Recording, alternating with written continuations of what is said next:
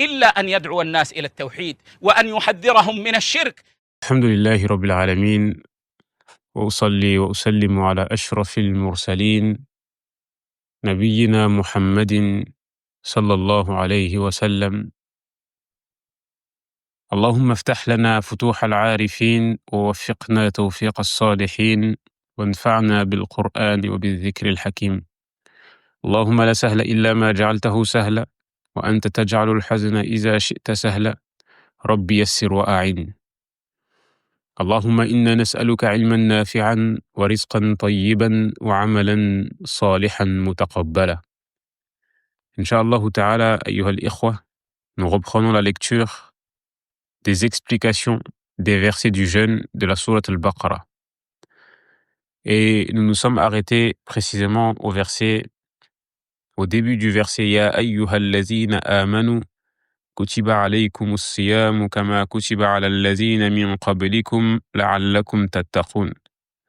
Ô vous qui avez cru, le jeûne vous a été prescrit comme il a été prescrit aux communautés qui vous ont précédés, et cela afin que vous atteigniez la piété. Donc, plus précisément, nous nous sommes arrêtés lorsqu'Allah subhanahu wa ta'ala dit « Le jeûne vous a été prescrit comme il a été prescrit aux communautés qui vous ont précédés afin que vous atteigniez la piété. » أي فرض عليكم الصيام ولذلك قال كتب لأن الكتابة تكون بالعلم ويريد منك أن تتعلم هذه العبادة العظيمة. Ici, Allah subhanahu wa ta'ala nous dit kutiba. Que veut dire kutiba? C'est-à-dire vous a été prescrit. Et cela par écrit. Donc, cela englobe la science. C'est comme si Allah subhanahu wa ta'ala voulait de nous qu'on apprenne ces choses-là qu'il nous a prescrit. Chose-là, bien sûr, qui est le jeûne, qui est une adoration immense. كما فعل مع أول سورة نزلت في القرآن, comme il a fait avec la première sourate et le premier verset plus précisément du Coran, lorsqu'il a dit Iqra, lis, et le prophète sallallahu alayhi wa sallam a répondu Ma ana biqari, je ne sais pas lire. Et il faut savoir que tout cela fait partie de l'étude de la science, et l'étude de la science, encore une fois, c'est une chose immense, une adoration immense avec laquelle on se rapproche d'Allah subhanahu wa ta'ala. C'est même la plus grande des adorations après les obligations. Car il ne faut toujours pas oublier que les meilleures des adorations sont celles qu'Allah subhanahu wa ta'ala a rendues obligatoires sur nous. Ensuite, après cela, on a l'étude de la science. L'étude de la science qui se divise en fardu aynin wa fardu kifaya. L'étude de la science qui est obligatoire sur tout un chacun, et l'étude de la science qui est obligatoire sur certains individus. Tamam.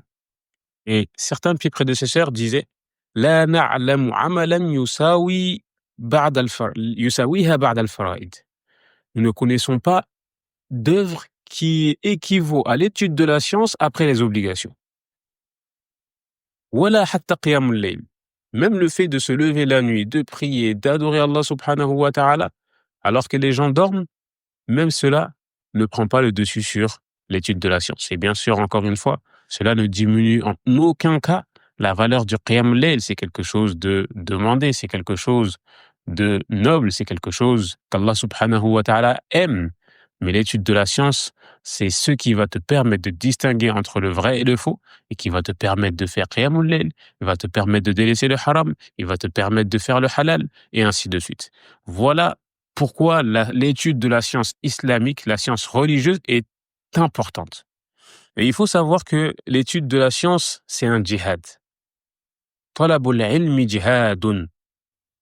Wa jihadun fi jihadun fi sabilillah. C'est un djihad sur le sentier d'Allah subhanahu wa ta'ala. Car encore une fois, cela englobe le fait de patienter. Wa sabru ala talab al-ilmi laysa bisahl. Ça englobe le fait de patienter, et le fait de patienter dessus, ce n'est pas quelque chose de facile. Et combien de personnes nous avons vu commencer l'étude de la science et abandonner? Et on demande à Allah subhanahu wa ta'ala d'accepter de nous et de nous raffermir sur ce chemin-là qui est si noble.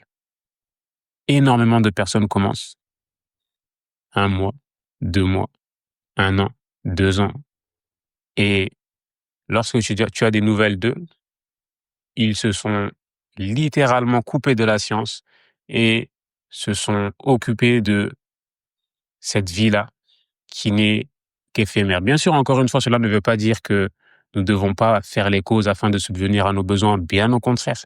Le musulman, il est fier. Le musulman, il a une fierté. Le musulman, il est fort. Il ne demande pas al-yad al-ulya khayrun min al-yad as-sufla, comme le prophète sallallahu alayhi wa sallam a dit à Hakim bin Hizam. La main qui donne est meilleure que la main qui reçoit. Donc l'étudiant en sciences doit être un exemple à ce niveau-là.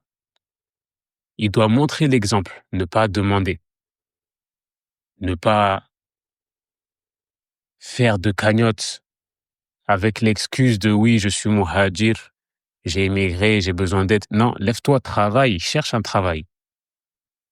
Encore une fois, souvent nous disons oui, Allah subhanahu wa ta'ala a promis à celui qui va faire la hijra la subsistance et ainsi de suite. Mais en contrepartie, on ne fait même pas les causes pour avoir cette subsistance-là. وهذا من التوكل لا من التوكل. Le fait de faire les causes fait partie du fait de placer sa confiance en Allah subhanahu wa ta'ala. Il ne suffit pas de dire oui, juste Allah subhanahu wa ta'ala va me donner, et car encore une fois, il a promis la subsistance à celui qui fait la hijra. Non, il faut se lever, il faut travailler, il faut faire des causes, donne des cours, travaille, fais du commerce,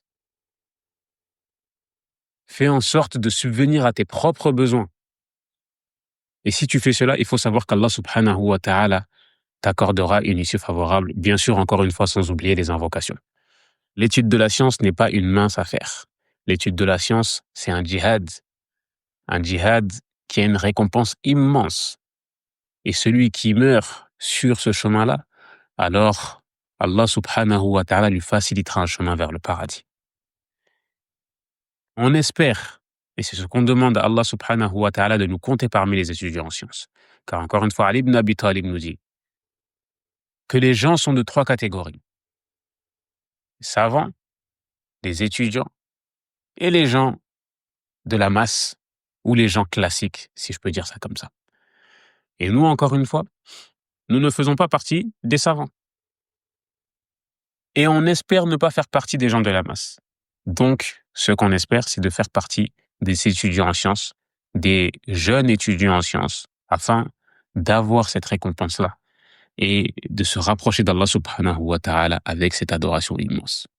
Donc, lorsqu'Allah subhanahu wa ta'ala nous dit « Kutiba alaykumus siyam », donc ici, le verbe « kutiba », en fonction de la lettre qui va suivre, aura plusieurs sens. On peut dire « kutiba ala » ou plutôt « kataba ala »,« kataba ila »,« kataba li ». Donc, lorsque il va venir avec ila, ça aura un sens. Lorsqu'il va venir avec ala, ça aura un sens. Lorsqu'il va venir avec li, ça aura un sens. Lorsqu'il vient avec ala et qu'on dit kataba ala, c'est-à-dire, par exemple, si je dis kataba ala zaydin al-qira'a, c'est-à-dire il l'a obligé. Comme ici on a, Allah subhanahu wa ta'ala nous dit kutiba alaykum. Donc ici Allah subhanahu wa ta'ala nous donne cet ordre-là et nous oblige de jeûner. Et ensuite, lorsqu'on dit kataba ila, à titre d'exemple, kataba ila zaydin ay rasalahu arsala lahu risala, c'est le fait d'envoyer une lettre ou autre. Et aussi on a katabali. Par exemple, si on dit katabali zaydin, cela veut dire ay talabahu hatta ya'tiya ilayhi, c'est-à-dire il lui a écrit afin qu'il vienne vers lui, afin qu'il vienne à lui. Ensuite, Allah subhanahu wa ta'ala dit kutiba alaykum as-siyam, le jeûne vous a été prescrit. Et ce jeûne-là était connu auprès des Arabes. Lorsqu'Allah subhanahu wa ta'ala dit le jeûne vous a été prescrit, ils savaient déjà ce que c'était le jeûne. Car encore une fois, c'est quelque chose qui a été prescrit aux communautés précédentes. Il a certes été rapporté dans l'authentique de Bukhari ainsi que Muslim, selon Aïcha, elle nous dit Kana yawma ashura yawman tasumuhu Qurayshun fil jahiliya.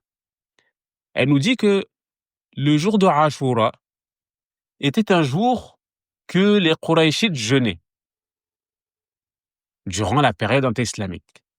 وهذا من بقايا ما أخذ العرب من بني إسرائيل. Et cela fait partie des choses que les Arabes ont pris des Juifs, des enfants d'Israël. Et Israël, encore une fois, c'est qui? Yaqub alayhi salam. كما سئل النبي صلى الله عليه وسلم اليهود لما قدم المدينة لماذا تصومون هذا اليوم؟ Le prophète sallallahu alayhi wa sallam, lorsqu'il est arrivé à Médine, il a demandé aux Juifs, pourquoi vous jeûnez ce jour-là? Et ils ont répondu, هذا اليوم نجى الله فيه موسى فنصومه شكرا لله. Ils ont répondu au prophète, ce jour-là, c'est le jour où Allah subhanahu wa ta'ala a sauvé Moussa alayhi salam de Pharaon. Donc du coup, on le jeûne pour le remercier. Donc, le jeûne était connu auprès des Juifs, auprès des Qurayshites, car ils ont pris cela d'eux.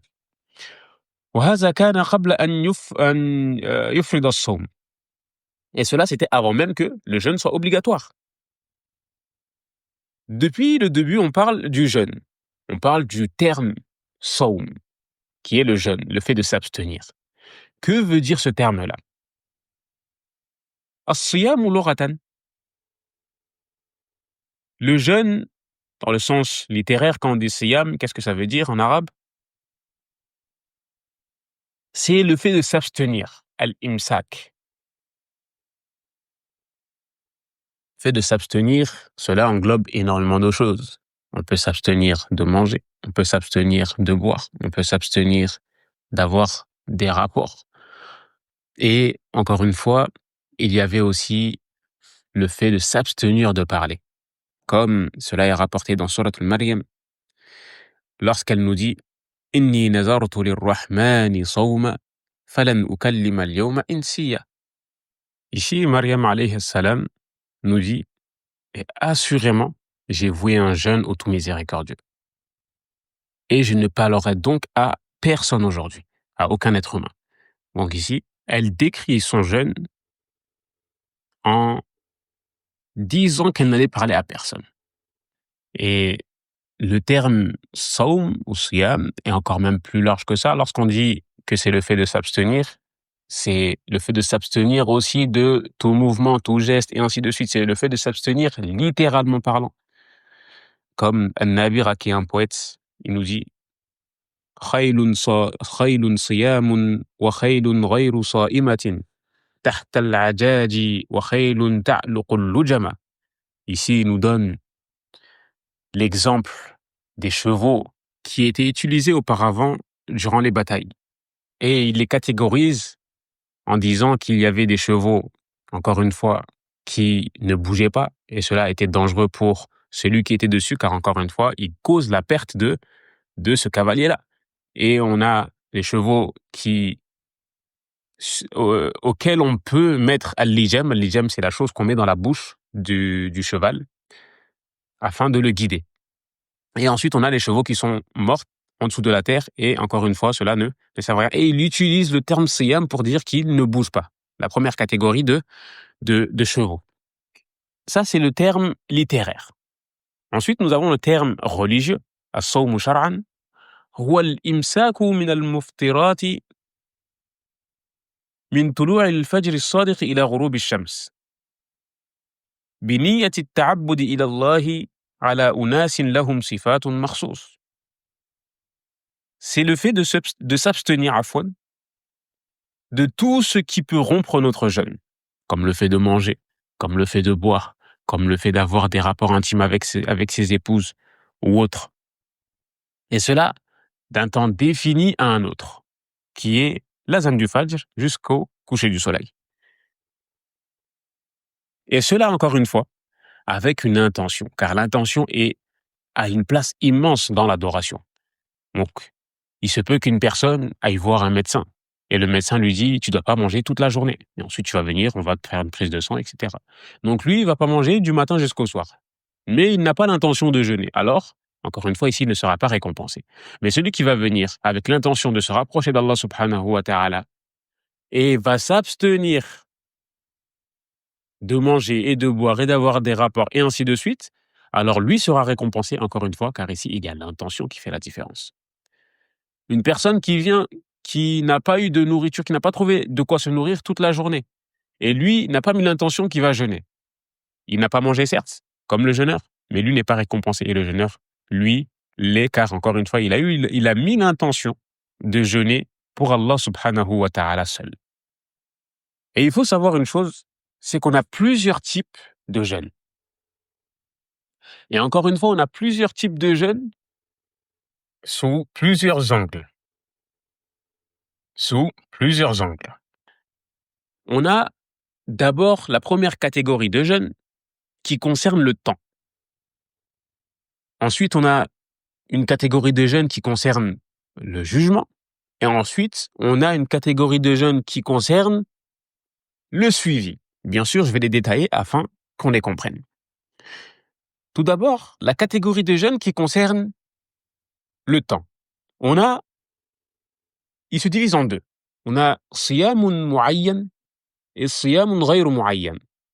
On a un jeûne spécifique et un jeûne non spécifique.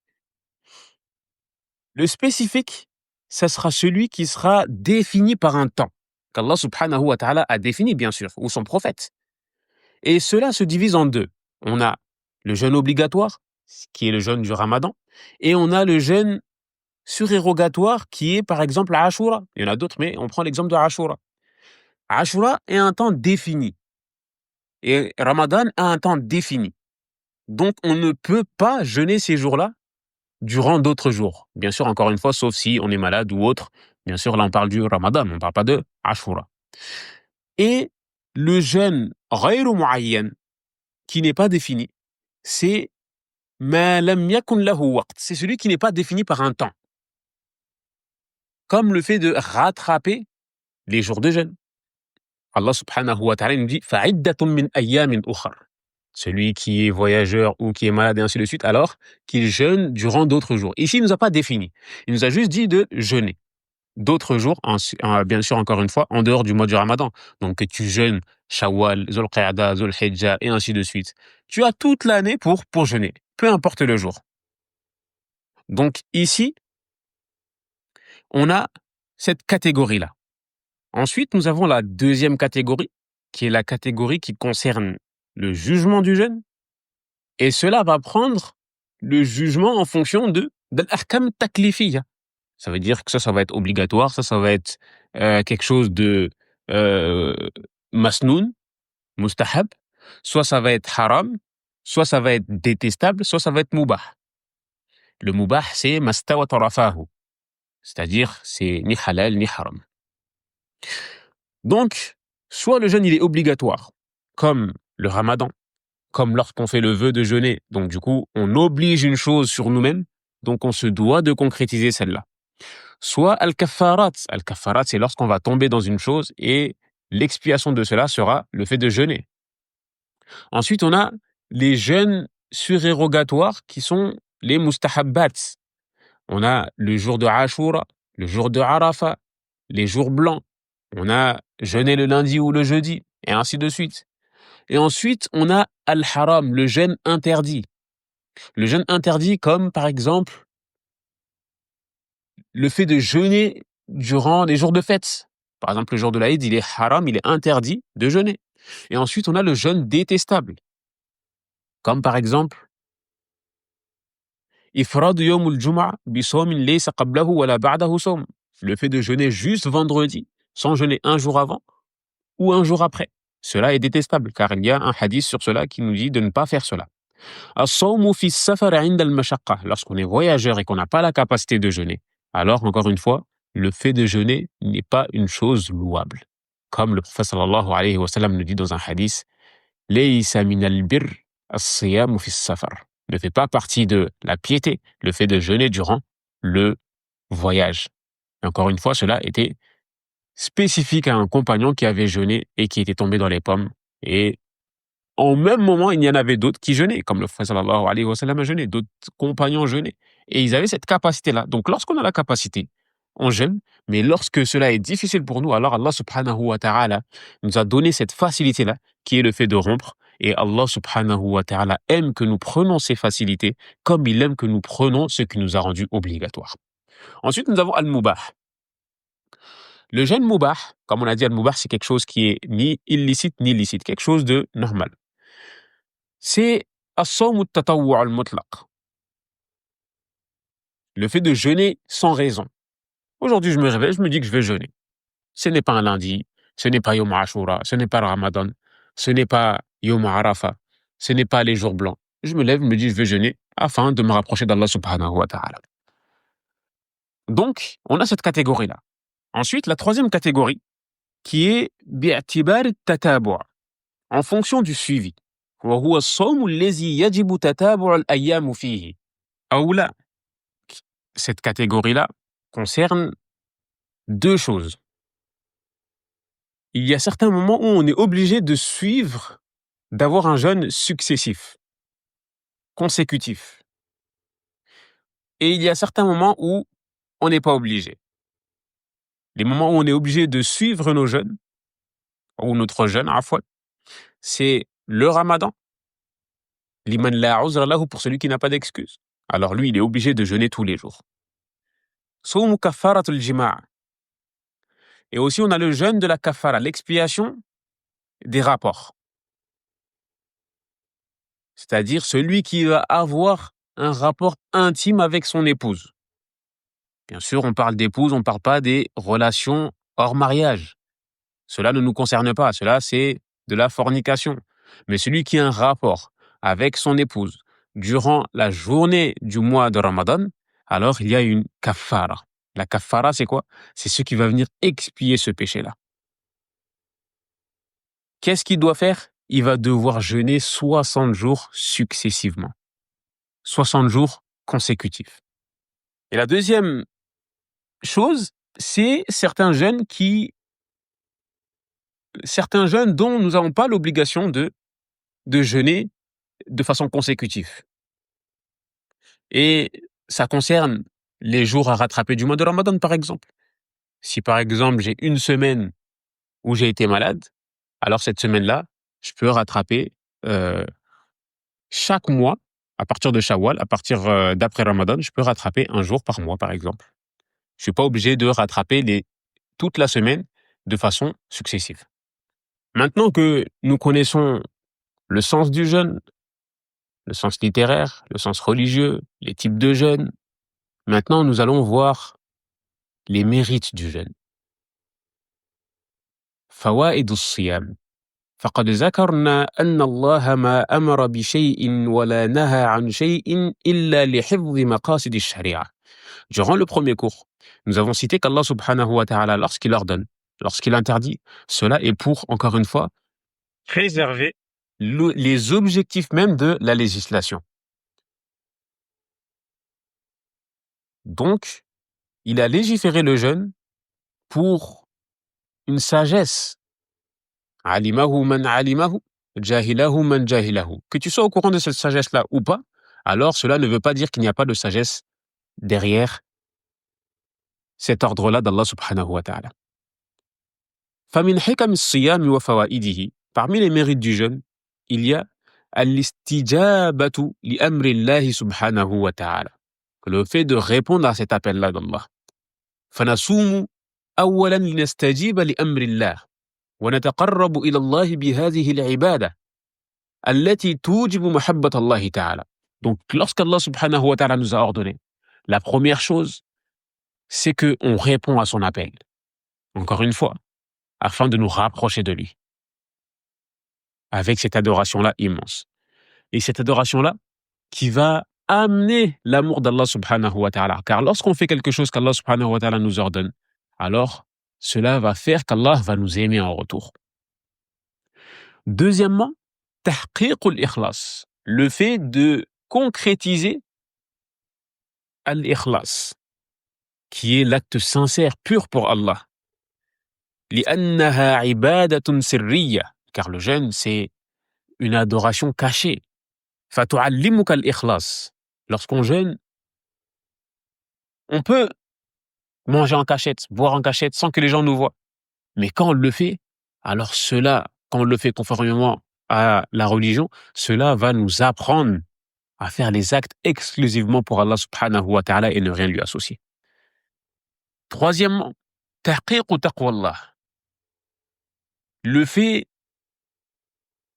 de mettre en pratique et de concrétiser cette taqwa-là, qui est la piété. Et encore une fois, comme nous allons le voir, parce qu'Allah subhanahu wa ta'ala va nous dire afin que vous atteigniez la piété. Donc on va parler un peu plus sur la taqwa.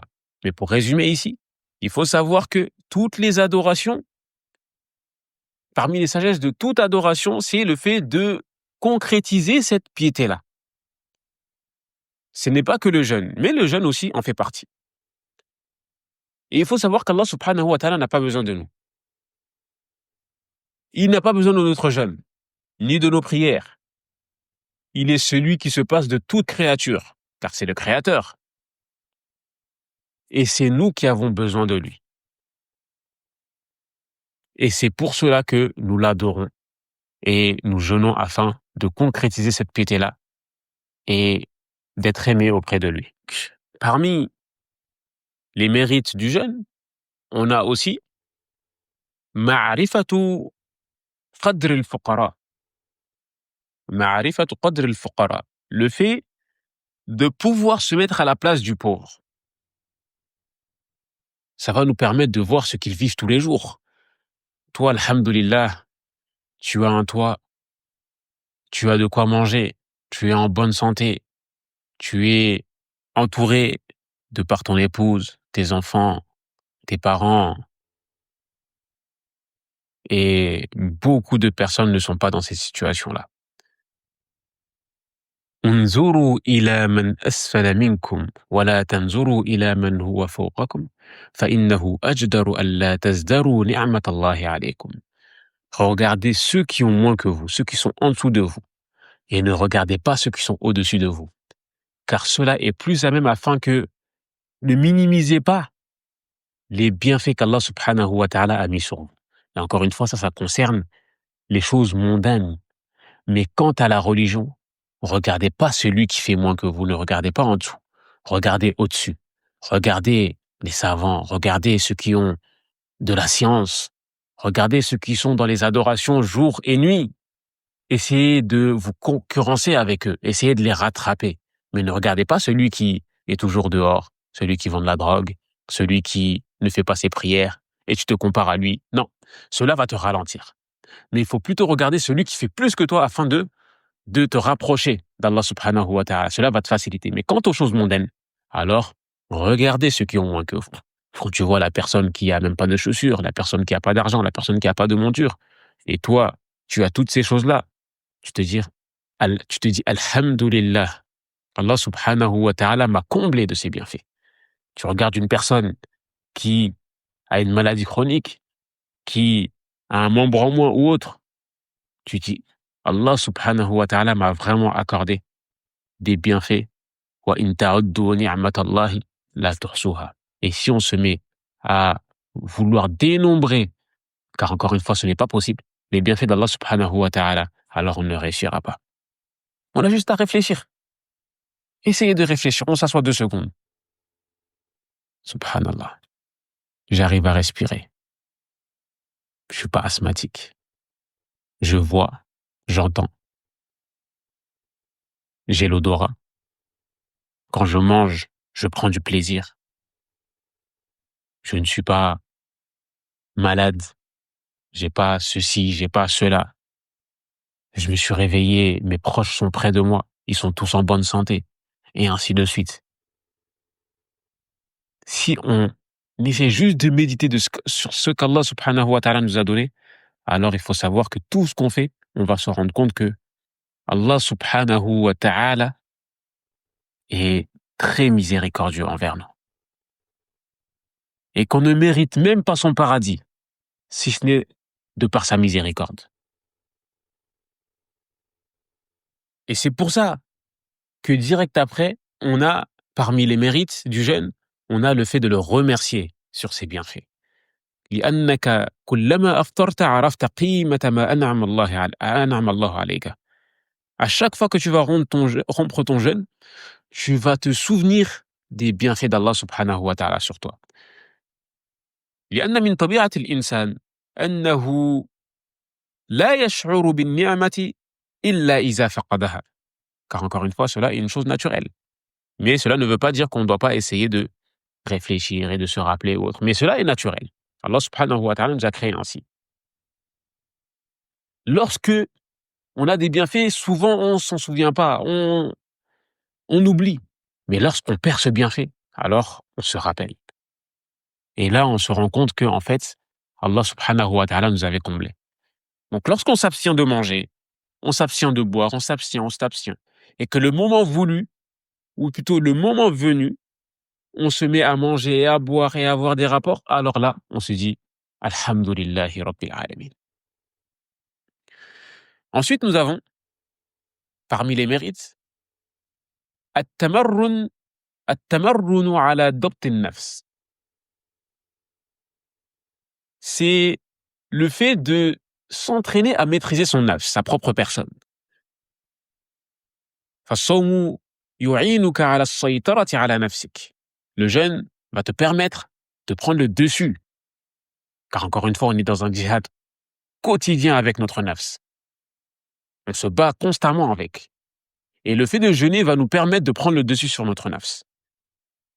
Que ce soit dans nos paroles, que ce soit dans nos faits et gestes. Et c'est pour ça que le prophète sallallahu alayhi wa sallam nous ordonne et nous dit de dire, si jamais une personne nous fait du mal ou autre, lorsqu'on est jeûneur, on dit « Inni sa'imun ». Alors tu lui dis « Je suis jeûneur ». J'ai pas le temps. Je suis jeûneur et c'est cela qui me permet de ne pas prendre le dessus sur toi. Et ensuite, parmi les mérites, nous avons aussi « As-siyamu kasrun lin-nafs ». Le jeûne va casser ton nafs. Il va le briser, le mépriser. Il va enlever cet orgueil-là qu'il y a en toi, car encore une fois, tu vas voir que tu es faible. Tu n'as juste pas mangé quelques heures et tu vois que ton corps s'affaiblit. Cela montre la faiblesse de l'être humain. Comme Allah subhanahu wa ta'ala nous dit « Wa khuliqa al-insanu da'ifa ». Wa khuliqa al-insanu da'ifa. Certes, l'être humain a été créé faible. Ensuite, parmi les mérites, on a « tadyiqu majari ad-dam ». On a le fait que le jeûne va comme restreindre les veines. Et pourquoi cela? Encore une fois, hatta la yajri ash-shaytanu fiha, afin que le shaytan ne circule pas comme il a l'habitude de faire. Car encore une fois, le prophète sallallahu alayhi wa sallam dit Inna ash-shaytana yajri min ibn Adam majra ad-dam. Certes, le shaytan circule dans le corps du fils de Adam comme le sang.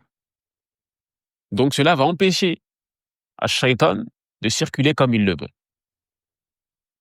Ensuite, nous avons, neuvièmement, parmi les mérites, c'est le 9e qu'on cite, Anna as-sawm yu'allimu ar-rahma. C'est que le jeûne va nous apprendre la miséricorde, va nous apprendre la douceur, la tendresse envers les autres. Il a certes été rapporté dans l'authentique de Bukhari ainsi que Muslim, selon Ibn Abbas, il nous dit que le prophète sallallahu alayhi wa sallam dit, ou plutôt que le prophète sallallahu alayhi wa sallam kana ajwad an-nas wa kana ajwad ma yakunu fi Ramadan. Il nous dit que le prophète sallallahu alayhi wa sallam était le plus généreux.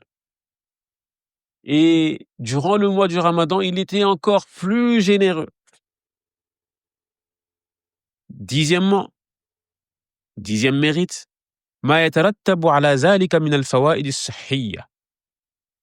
Le fait de jeûner va apporter énormément de choses bénéfiques pour le corps humain. Et cela, encore une fois, c'est des choses qu'on n'a même pas besoin de détailler. Et encore une fois, les médecins ont beaucoup parlé sur ce sujet-là. Ensuite, nous avons, parmi les mérites, Anna Allah ikhtassa li nafsihi as-sawm. C'est qu'Allah subhanahu wa ta'ala a spécifié le jeûne pour lui. Tamam. Et cela contrairement aux autres œuvres. Il nous dit dans un hadith Kullu amal ibn Adam lahu illa as-sawm fa innahu li wa ana ajzi bihi. Toutes les œuvres du fils d'Adam sont pour lui. Si ce n'est le jeûne, alors il est pour moi et c'est moi qui donne sa rétribution. C'est-à-dire, encore une fois, pour comprendre, c'est que chaque bonne œuvre a une récompense bien définie. Lorsque tu fais une bonne action, alors Allah, il la multiplie fois 10. À certains moments, il la multiplie encore bien plus que cela, jusqu'à 700. Mais quant au jeûne, qu'est-ce qu'il a dit? Fa innahu li. Certes, c'est moi qui va te rétribuer pour le jeûne. Ensuite, parmi les mérites, on a que le jeûne est une cause, parmi tant d'autres bien sûr, mais est une cause pour qu'Allah subhanahu wa ta'ala expie nos péchés. Et bien sûr, une fois qu'on dit expie les péchés, c'est les péchés mineurs. Quant aux péchés majeurs, alors il faut se repentir d'un repentir sincère afin qu'Allah subhanahu wa ta'ala te les pardonne. Ensuite, nous avons parmi les mérites as-sawmu iqtida'un biman kana qablana min al-mu'minin. C'est que le jeûne, encore une fois, est une adoration que nous faisons conformément aux communautés qui nous ont précédés. Comme on a vu, kutiba alaykumus siyam kama kutiba ala alladhina min qablikum.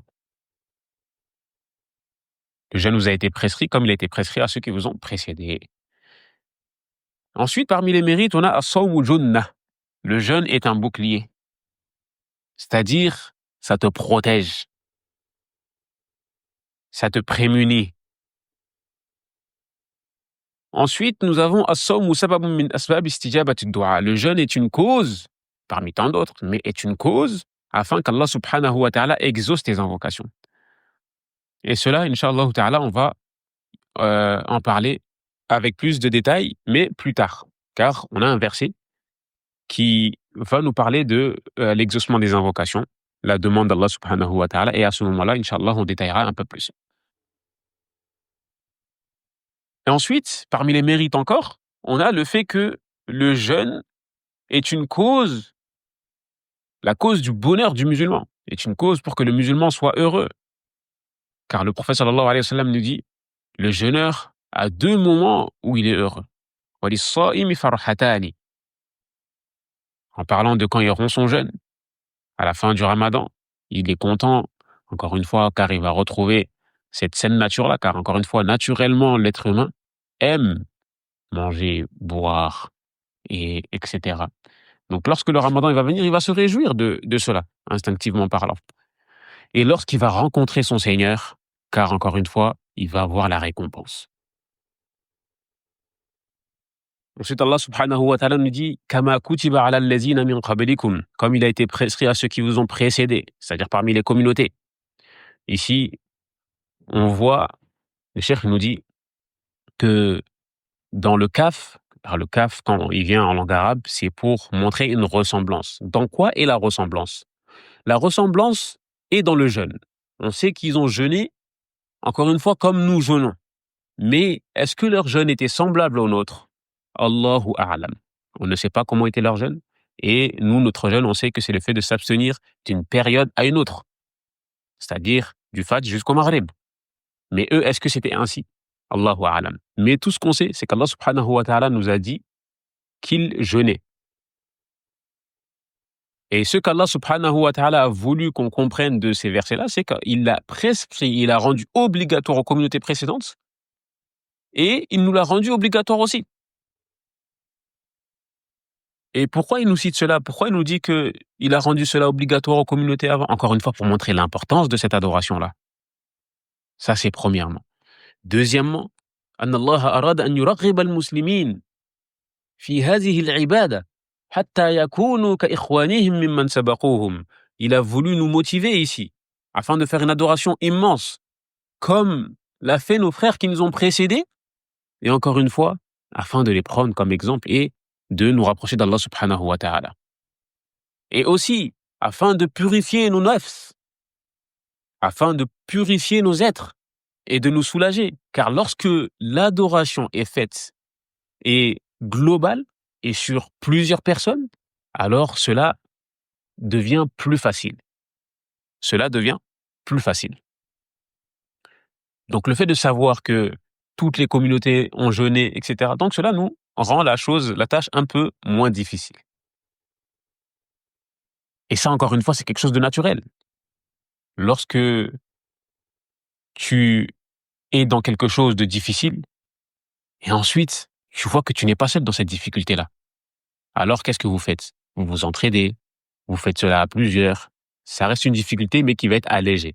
Et c'est même pour cela, subhanallah, qu'Allah subhanahu wa ta'ala va dire à ceux qui seront en enfer, وَلَنْ يَنْفَعَكُمُ الْيَوْمَ إِذْ ظَلَمْتُمْ أَنَّكُمْ فِي الْعَذَابِ مُشْتَرِكُونَ. Allahu Akbar. Une petite faïda que j'ai voulu partager avec vous. Allah subhanahu wa ta'ala dit aux gens qui seront en enfer, et il ne vous sera pas profitable ce jour-là, du moment où vous avez été injuste, à partir du moment où vous avez été injuste, que vous soyez associés dans le châtiment. Ici, fit dunya, lorsqu'on est dans un mal, on se soutient et le mal devient moindre. Mais dans l'enfer, ça va pas être comme ça. C'est pas parce que vous allez être ensemble que le châtiment sera moindre. Non, bien au contraire. Alors, il ne faut pas se réjouir, comme certaines personnes se moquent de la religion en disant « Ouais, on va être avec un tel et on va être avec un tel ».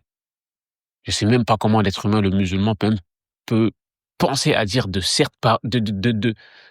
grosses paroles. وَلَنْ يَنْفَعَكُمُ الْيَوْمَ إِذْ ظَلَمْتُمْ أَنَّكُمْ فِي الْعَذَابِ مُشْتَرِكُونَ. Et il ne vous sera pas profitable, du moment où vous avez été injuste, que vous soyez associés dans le châtiment, que vous soyez ensemble dans le châtiment. Kulli hal, on revient sur notre texte.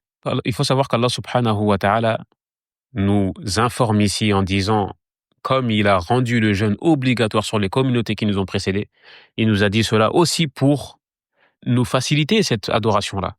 Car encore une fois, le jeûne est dur. Le jeûne, il est dur pour le nafs. وإياك أن تكون شديدا على من كان مقصرا في العبادات.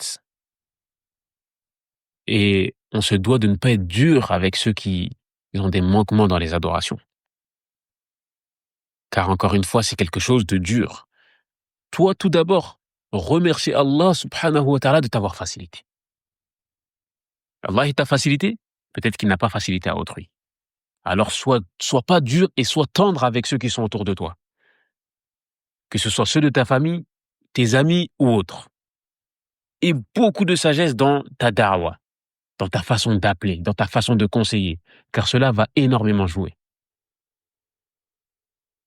Il se peut que tu dises la même chose à une personne, avec le même ton, etc., mais que les deux personnes ne prennent pas cela de la même manière. Donc, adapte ton discours avec ce qui est en face de toi. Ne sois pas dur, rude. Et si tu avais été une personne au cœur dur, alors les gens seraient enfuis autour de toi. Mais non, le prophète, il est tendre, il est doux, il est généreux. Prenons-le comme exemple. On a pris l'exemple de qui en étant dur avec nos frères de cette façon-là? Wallahi, c'est pas l'exemple du prophète. Le prophète, alayhi salatu wassalam, il est calme, il est tendre, il est doux. Et il conseille avec douceur, avec sagesse, avec tendresse. Donc, invoque pour eux. Invoque Allah subhanahu wa ta'ala. Guide tes frères qui n'ont pas été à qui Allah subhanahu wa ta'ala n'a pas facilité d'avoir cette facilité-là à faire les adorations. Dis, oh Allah, facilite à mon frère pour qu'il fasse la prière, pour qu'il fasse le jeûne correctement. Facilite à ma sœur pour qu'elle mette le voile, et ainsi de suite. Et de cette façon-là, avec la douceur, Allah subhanahu wa ta'ala va lui faciliter. Mais si tu es dur, il se peut même qu'elle fuit afin juste de te fuir toi. Elle va fuir la religion toi et la religion elle va vous fuir. Wallahu al-musta'an. Moussa alayhi salam, il disait au prophète, repars vers ton Seigneur car c'est trop pour eux, ils ne vont pas supporter. Demande à ton Seigneur d'alléger cela sur eux, en parlant de la prière. Alors encore une fois, il faut être doux envers nos frères, il faut invoquer pour eux, il faut vouloir véritablement le bien pour eux. Et cela passe par quoi? La tendresse, la douceur, le bon conseil. Pas la dureté, pas le fait de directement boycotter ou autre. En faisant cela, ils vont plus s'enfuir qu'autre chose. Et le but, c'est que tu ramènes le maximum de personnes de la mécréance vers la croyance, de la bid'a vers la sunna, de la désobéissance à l'obéissance. Et ainsi de suite. C'est ça ton but, c'est ce qui t'a été demandé. C'est pas que tu viennes, que tu sois dur, que tu sois juge, c'est pas ton. Allah subhanahu wa ta'ala, il dit au prophète, In anta illa nazir, tu n'es qu'un avertisseur. Et il dit aussi, wa ma alayka illa al-balagh. Et ce qui t'incombe de faire, c'est de transmettre Alors pourquoi toi, tu viens 1500 années après pratiquement et tu veux faire le dur, tu veux faire le juge? Subhanallah, Allah subhanahu wa ta'ala ne t'a pas demandé cela. Prenons exemple sur notre prophète sallallahu alayhi wa sallam. Regardez juste cette histoire-là. Un homme vient, rentre dans la mosquée. Il est assis avec ses compagnons. Cet homme-là, encore une fois, ce bédouin, il vient et il urine dans la mosquée, là où il prie, là où ils adorent Allah subhanahu wa ta'ala. Et encore une fois, les compagnons, naturellement, ils se lèvent afin de, de l'empêcher de faire cela. Qu'est-ce que tu fais? Tu es en train de prier dans un endroit où on adore Allah subhanahu wa ta'ala. Et ici, regardez l'exemple, l'exemplarité du prophète sallallahu alayhi wa sallam. Il leur dit directement, ne le réprimandez pas, laissez-le finir. Et une fois qu'il a fini, il a dit versez un seau d'eau sur cette urine-là. Et il a expliqué aux Bédouins que c'était un endroit où il adorait Allah subhanahu wa ta'ala, où il priait, et qu'il ne convenait pas de souiller cet endroit-là qui est exclusif à Allah subhanahu wa ta'ala. Et il a dit à ses compagnons, laissez-le et versez un seau d'eau ou plus sur cette urine-là. Et ici vient Ash-Shahid. فَإِنَّمَا بُعِثْتُم مُيَسِّرِينَ وَلَمْ تُبْعَثُوا مُعَسِّرِينَ. Certes, vous avez pour mission de faciliter la vie aux autres et non de la leur compliquer. Ça, c'est l'enseignement de notre bien-aimé. Donc, on se doit de le suivre. Le suivi, il est total, car le prophète sallallahu alayhi wa sallam nous ordonne de le suivre. Allah subhanahu wa ta'ala nous dit قُلْ إِن كُنتُمْ تُحِبُّونَ اللَّهَ فَاتَّبِعُونِي. Dis-leur, si vous aimez certainement Allah, alors suivez-moi. Et qu'Allah subhanahu wa ta'ala nous accorde le meilleur des comportements, car encore une fois, c'est le seul à guider vers les meilleurs comportements. Et on demande à Allah subhanahu wa ta'ala de nous éloigner des mauvais comportements, car encore une fois, c'est le seul à pouvoir nous éloigner de ces mauvais comportements-là. Ensuite, Allah subhanahu wa ta'ala nous dit, dans les versets du jeûne, لَعَلَّكُمْ تَتَّقُونَ. Encore une fois, il a légiféré le jeûne, il a légiféré, il nous a ordonné et il nous a interdit, tout ça encore une fois pour qu'on atteigne la piété. Ici, il nous dit لَعَلَّكُمْ تَتَّقُونَ, afin que vous atteigniez la piété. لَعَلَّ est utilisé encore une fois pour at-taradji, qui est le fait d'espérer. ولكن هذا في حق المخلوق. Ça, c'est pour, encore une fois, les créatures. أما الخالق, quant au créateur, quand ce terme-là est utilisé, لَعَلَّ, فإنه يأمر وينهى ولا يترجى. Allah subhanahu wa ta'ala, quand ce terme-là est utilisé fi haqqillah, alors lui, il ordonne, il interdit et il n'espère pas. وَمَنْ لَمْ يَلْتَزِمْ يَتَعَاقَبْ. Et celui qui ne se conforme pas à ce qu'Allah subhanahu wa ta'ala interdit et ordonne, alors lui mérite le châtiment d'Allah subhanahu wa ta'ala. Et concernant la Allah, les savants disent que son sens est aussi, un des sens de la Allah, c'est at-ta'lil, c'est-à-dire la cause du jeûne. Ce qui est voulu par cela, ce qui est voulu derrière cela. Donc, la cause du jeûne est le fait d'atteindre la piété. Et Allah subhanahu wa ta'ala nous explique cela afwan dans un autre verset. Il nous explique le fait que le but même de toute adoration, c'est le fait de concrétiser, le fait d'atteindre cette piété-là. Comme il nous dit dans Surat al-Baqarah, dans le début, il nous dit Ya ayyuhan nasu, u'budu rabbakum allazi khalaqakum walladhina min qablikum la'allakum tattaqun. Il nous dit ô vous qui avez cru, ou plutôt ô vous les gens, afwan, ô vous les gens, Ya ayyuhan nasu, u'budu rabbakum, adorez votre Seigneur, allazi khalaqakum, celui qui vous a créé, walladhina min qablikum, ainsi que ceux qui vous ont précédés, afin que vous atteigniez la piété. لَعَلَّكُمْ تَتَّقُونَ. فَالْغَايَةُ مِنَ الْعِبَادَاتِ تَحْقِيقُ تَقْوَى اللَّهِ. Le but même des adorations, c'est le fait d'atteindre la piété, la crainte d'Allah. وَلَنْ تَصِلَ إِلَى التَّوْحِيدِ الْكَامِلِ دُونَ أَنْ تُحَقِّقَ تَقْوَى اللَّهِ. Et tu n'atteindras jamais le tawhid complet sans concrétiser cette crainte d'Allah là.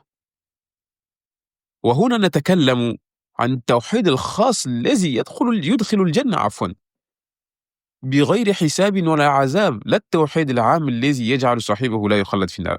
Ici, ce qui est voulu quand on parle de tawhid complet, c'est le tawhid qui va permettre aux serviteurs de rentrer au paradis sans jugement ni châtiment. On ne parle pas du tawhid général qui va faire que le serviteur ou le musulman ne va pas être éternel en enfer. Car encore une fois, on a le tawhid complet qui va nous permettre de rentrer au paradis sans jugement ni châtiment, et Allah, on demande à Allah subhanahu wa ta'ala de nous compter parmi ces gens-là. On demande à Allah subhanahu wa ta'ala de nous compter parmi ces gens-là. Et il y a le tawhid am qui est général et global, et ce tawhid-là, encore une fois, rentre dedans celui qui dit la ilaha illallah et vient avec ses conditions, ainsi que tout cela, ainsi que tout ce que ça implique. Ainsi que tout ce que ça implique. Et donc celui qui vient avec cela, même s'il vient avec des péchés ou autres, alors lui, encore une fois, il va mériter le châtiment d'Allah subhanahu wa ta'ala. Il se peut qu'il rentre en enfer. Mais s'il rentre en enfer, avec la ilaha illallah, Allah subhanahu wa ta'ala va le sortir et le faire rentrer au paradis, après l'avoir purifié. Car encore une fois, le musulman, lorsqu'il rentre en enfer, c'est pour être purifié. Tamam? Donc, nous revenons sur le verset concernant at-taqwa. Allah subhanahu wa ta'ala nous dit la'allakum tattaqoun. At-taqwa, qu'est-ce que c'est? Il y a plusieurs définitions sur la taqwa. Minha, parmi les définitions les plus faciles, c'est fi'lul wajibat wa tarkul muharramat. C'est le fait de faire ce qu'Allah subhanahu wa ta'ala t'a ordonné et de délaisser ce qu'il t'a interdit. وكذا قول طلق بن Habib. Il y a aussi une parole très connue de Talq ibn Habib, qu'Allah lui fasse miséricorde. Il dit an ta'mala bi ta'atillah. C'est que tu fasses ce qu'Allah subhanahu wa ta'ala t'a ordonné. Ala nourin min Allah. Et cela avec une lumière amenant d'Allah subhanahu wa ta'ala, c'est-à-dire avec science. Tarju sawab Allah. Et en faisant cela, tu espères la récompense d'Allah subhanahu wa ta'ala. Wa an tatruka ma harram Allah. Et que tu délaisses ce qu'Allah subhanahu wa ta'ala a interdit. Ala nourin min Allah. Tout cela en connaissance de cause, avec science. Takhsha iqab Allah. Et tu crains le châtiment d'Allah subhanahu wa ta'ala. Donc, at-taqwa, هي أن تتخذ وقاية مما تخاف وتحذر. La crainte, at-taqwa, cette taqwa-là, c'est le fait que tu mettes entre toi et le châtiment d'Allah subhanahu wa ta'ala un bouclier. Tu te protèges de cela en faisant ce qu'il te dit et en délaissant ce qu'il t'interdit. وَالتَّقْوَى أَعْظَمُ مَا أَمْرَ اللَّهُ بِهِ. La taqwa, c'est la chose qu'Allah subhanahu wa ta'ala, la chose la plus immense dont Allah subhanahu wa ta'ala nous a ordonné de faire. Et ici, il se peut qu'une personne vienne et dise la chose qu'Allah subhanahu wa ta'ala, la chose la plus immense qu'Allah subhanahu wa ta'ala a ordonnée, c'est le tawhid. Alors, qu'est-ce que tu réponds à cela? Tu réponds oui, bien sûr. أول مرتبة من مراتب التقوى هي أن تتقي الشرك بالتوحيد. Le premier degré de at-taqwa, c'est le fait que tu te protèges du shirk avec le tawhid. فالتقوى مراتب وبهذا لن تخلد في النار. Il faut savoir que la taqwa, elle a des degrés. Et le premier degré, le degré le plus élevé, c'est le tawhid. Avec quoi tu vas te protéger. Ça va être ton premier bouclier qui va te permettre de repousser le shirk. Et c'est pour ça qu'Allah subhanahu wa ta'ala dit dans le Coran وَأَلْزَمَهُمْ كَلِمَةَ التَّقْوَى وَكَانُوا أَحَقَّ بِهَا وَأَهْلَهَا وَكَانَ اللَّهُ بِكُلِّ شَيْءٍ عَلِيمًا. Puis il les obligea à une parole de piété dont ils étaient les plus dignes et les plus proches. Et Allah subhanahu wa ta'ala est omniscient. ثم بعد التوحيد تنتقل إلى المرتبة الأخرى وهي فعل الطاعات وترك المحرمات. On a ce degré-là qui est le plus élevé, qui est le tawhid, dans la taqwa, et ensuite, on a le fait de faire les obligations et de délaisser les interdits.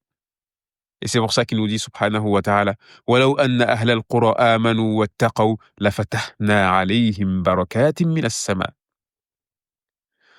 Il nous dit Allah subhanahu wa ta'ala, et si les gens des cités avaient cru et avaient été pieux, alors nous leur aurions certainement accordé des bénédictions du ciel et de la terre. Et il nous dit ensuite on a encore un autre degré qui est aussi élevé, bien sûr, mais qui est en dessous des autres. ثم عندنا مرتبة أخرى عظيمة الابتعاد عن كل لغو. أي كل ما لا يفيد الإنسان. C'est le fait de délaisser tout ce qui ne sert pas l'être humain. Tout ce qui peut te faire perdre du temps. وكل ما لا يفيد فهو لغو. اللغو, qu'est-ce que c'est? C'est tout ce qui ne sert pas, tout ce qui n'est pas utile. وطبعا لا يقدر عليه أحد. Ça, c'est une chose, encore une fois, qui est très très très difficile. تمام؟ لأن الله يقول, car Allah subhanahu wa ta'ala dit, يا أيها الذين آمنوا اتقوا الله حق تقاته. Ô vous qui avez cru, craignez Allah comme il se doit. فقد ورد عن ابن مسعود قال, il a certes été rapporté d'Ibn Mas'ud, il nous dit, أن يطاع فلا يعصى وأن يذكر فلا ينسى وأن يشكر فلا يكفر. Ibn Mas'ud nous rapporte en disant, en expliquant ce hadith-là, Ibn Mas'ud, bien sûr, encore une fois, c'est un mufassir, un très grand mufassir parmi les compagnons. Il nous dit, lorsqu'Allah subhanahu wa ta'ala nous dit craignez Allah comme il se doit, c'est le fait de lui obéir et ne pas le désobéir. Le fait de se rappeler de lui et de ne pas l'oublier. Et le fait de le remercier et de ne pas renier. Man الذي يقدر على أن يصل إلى هذه المرتبة. Le fait d'arriver, l'être humain, le fait d'arriver à ce degré-là, encore une fois, c'est un degré immense. C'est un degré immense. Donc, même si c'est un degré qui est très élevé, alors cela ne veut pas dire qu'on ne doit pas essayer de se rapprocher de cela afin de nous rapprocher de plus en plus d'Allah subhanahu wa ta'ala. وَلِذَا قَالَ ta'ala. Et c'est pour ça qu'aussi Allah subhanahu wa ta'ala nous dit فَاتَّقُوا اللَّهَ مَا اسْتَطَعْتُمْ. On voit encore une fois la miséricorde d'Allah subhanahu wa ta'ala. C'est difficile, fais ce que tu peux. Car Allah, il te dit, craignez Allah comme vous le pouvez. Et le prophète sallallahu alayhi wa sallam dit dans un hadith authentique, Ma amartukum bihi, ou ma nahaytukum anhu afwan, fajtanibuhu. Toute chose dont je vous interdis, alors éloignez-vous-en. Ici, c'est un ordre sarih, c'est un ordre qui est clair, net et précis. Je vous interdis, éloignez-vous-en. Le fait de s'éloigner du mal, encore une fois, c'est facile. Bien sûr, il y a un djihad, oui, mais c'est facile. وَمَا أَمَرْتُكُمْ بِهِ فَأْتُوا مِنْهُ مَا اسْتَطَعْتُمْ. Et ce dont je vous ordonne, alors venez avec cela en fonction de votre capacité. Ici, on a encore une fois cette chose-là qui est conditionnée de par la capacité.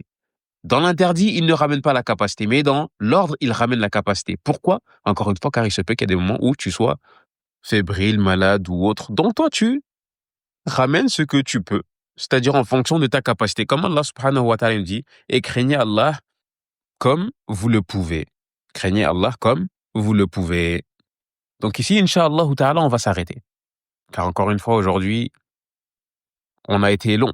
Et je m'en excuse d'avance. Et bi'iznillah, la prochaine fois, nous allons rentrer dans la parole d'Allah subhanahu wa ta'ala lorsqu'il nous dit ayyaman ma'doudat, des jours déterminés, des jours fixés, des jours connus. On va voir ce qu'Allah subhanahu wa ta'ala a voulu nous dire dans ces versets-là, Inch'Allah ta'ala, durant le prochain cours. سبحانك اللهم وبحمدك أشهد أن لا إله إلا أنت أستغفرك وأتوب إليك والسلام عليكم ورحمة الله وبركاته.